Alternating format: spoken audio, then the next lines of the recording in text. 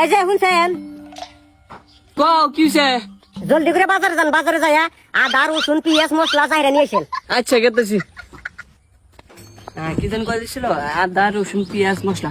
হ্যাঁ, আদা রসুন পেঁয়াজ মশলা, আদা রসুন আলু মশলা, আদা রসুন মশলা ডাল। হ্যাঁ, আদা রসুন মশলা না, এটা না, এটা না।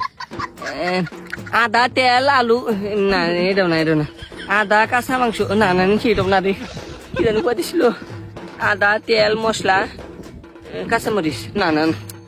ইস, আদা আদা কি জানি কয়ে দিল? আদা গরুর তেল না, কি জানি দূর বাজালি করুন না, বাজার না নিয়ে গেলে আবার বই মারবো। কি করে